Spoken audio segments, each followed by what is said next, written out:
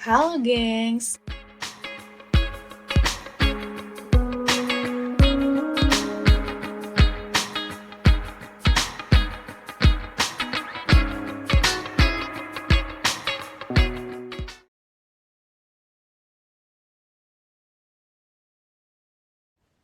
Misteri jalur pendakian Pasar Setan.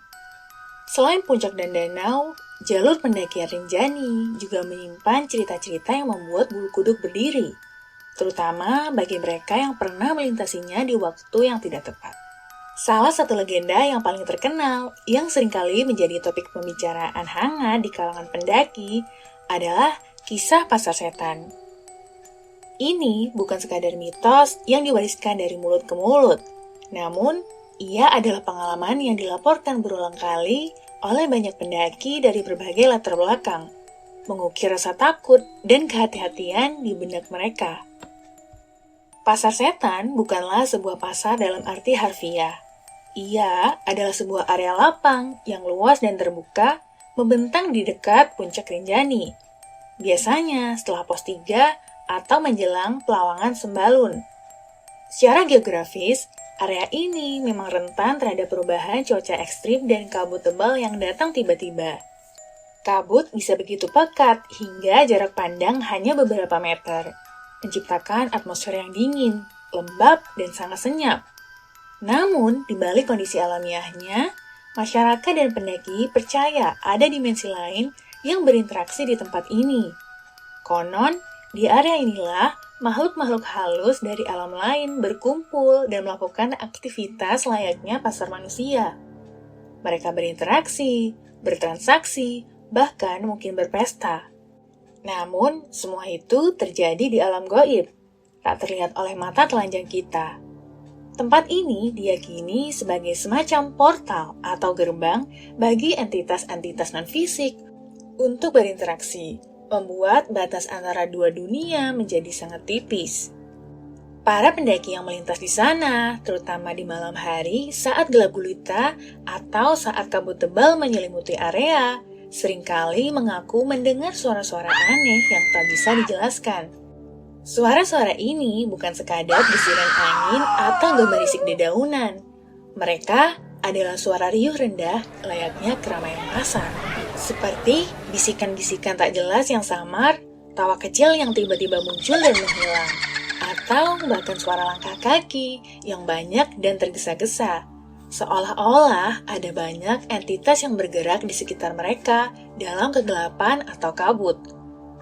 Beberapa bersumpah pernah mendengar suara tawar-menawar atau percakapan dalam bahasa yang tidak mereka kenali. Seolah-olah mereka tanpa sengaja memasuki sebuah dunia yang seharusnya tidak mereka lihat atau dengar.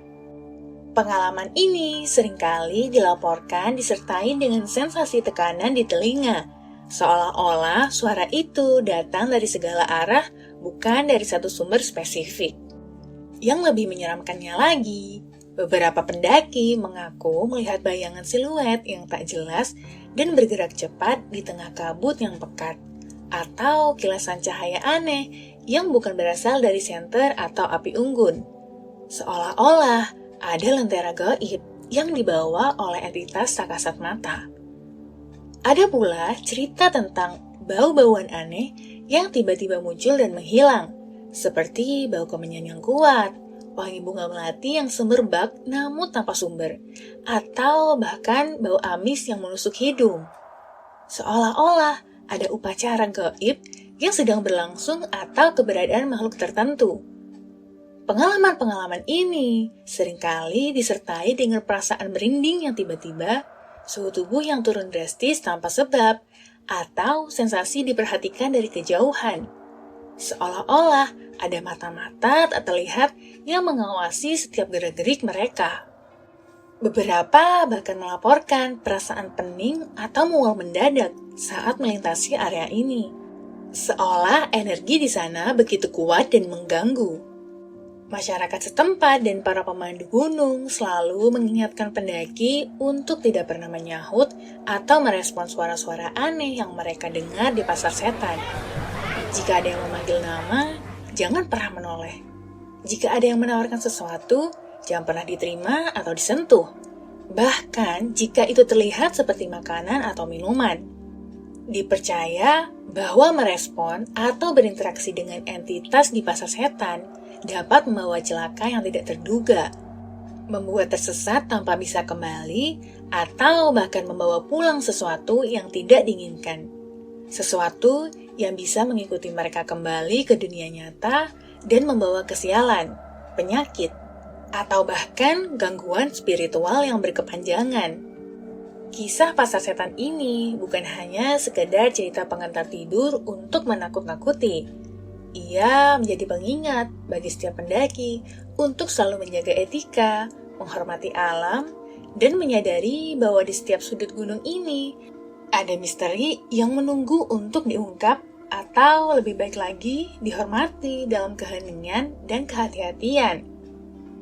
Cerita ini mengajarkan kita tentang kerendahan hati di hadapan alam yang jauh lebih besar dan misterius dari pemahaman kita, dan pentingnya menjaga keseimbangan antara dunia manusia dan dunia tak kasat mata.